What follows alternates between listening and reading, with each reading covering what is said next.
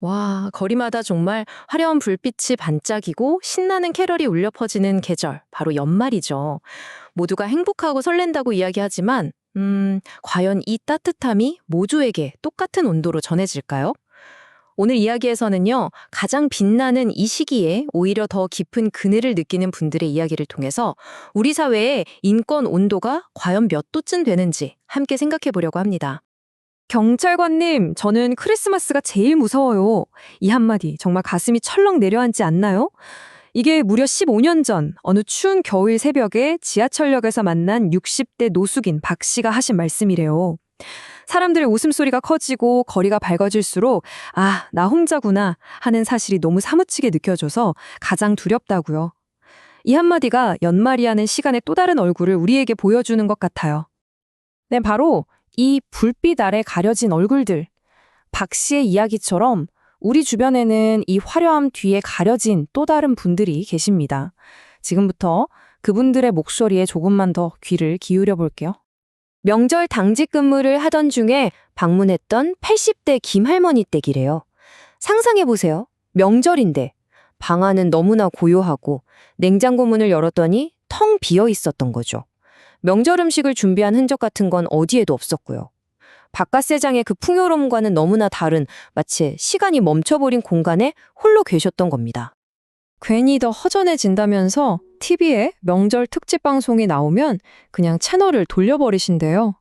그런데 그렇게 채널을 돌린 할머니의 시선은 한참 동안 벽에 걸린 낡은 가족 사진에 머물러 있었다고 합니다. TV 속 행복한 가족들의 모습이 할머니에게는 오히려 더 큰 공허함으로 다가왔던 게 아닐까요? 자, 이번에는 한 아동보호시설에서 있었던 이야기입니다.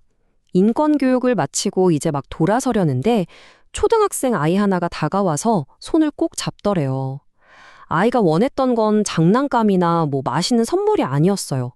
아이의 입에서 나온 그 소원은 정말 듣는 어른의 마음을 무너뜨리는 한마디였습니다. 아이의 소원은 바로 이거였습니다.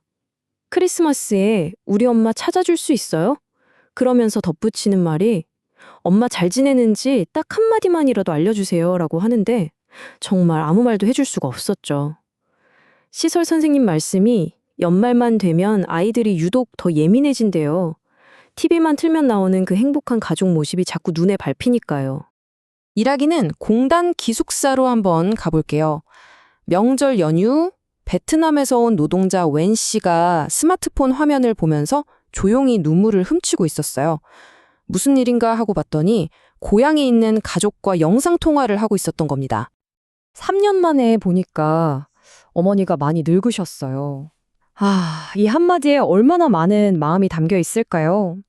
사실 우리나라 경제에 정말 중요한 역할을 하는 분들이지만 비싼 비행기표 또 빡빡한 일정 때문에 가족품으로 돌아가기가 너무 어렵잖아요.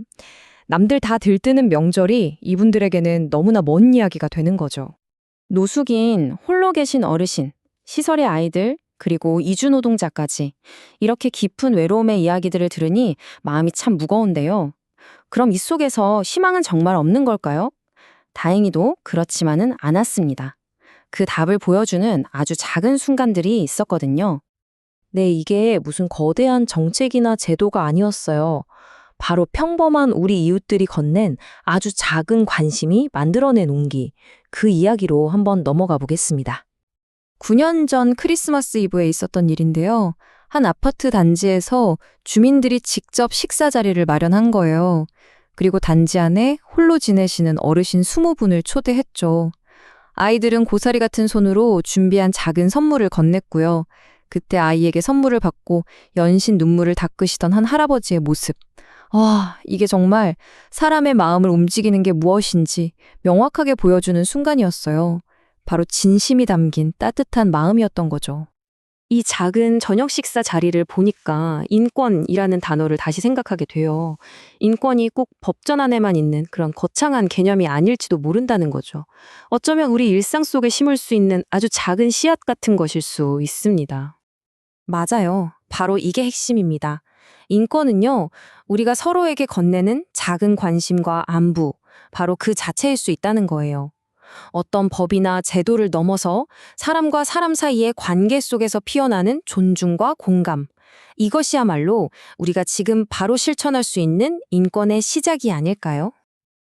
그럼 이 인권의 씨앗 어떻게 심을 수 있을까요? 방법은요, 정말 아주 간단합니다.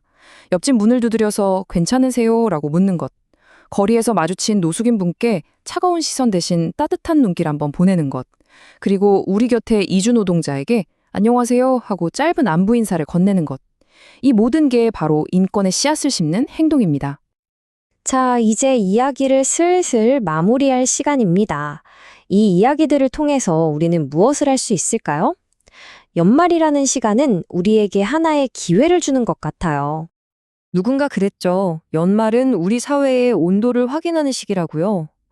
정말 그런 것 같아요. 한쪽에서는 웃음소리가 막 넘쳐나는데 다른 한쪽에서는 시린 외로움을 견디는 분들이 함께 살아가고 있잖아요. 이 현실을 우리가 제대로 봐야 합니다. 그래서 올해 연말만큼은 우리 주변을 조금만 더 돌아보는 건 어떨까요? 우리가 정말 무심코 건넨 작은 친절, 그 따뜻한 눈길 하나가 누군가에게는 1년 중 가장 따뜻한 순간으로 기억될 수 있거든요.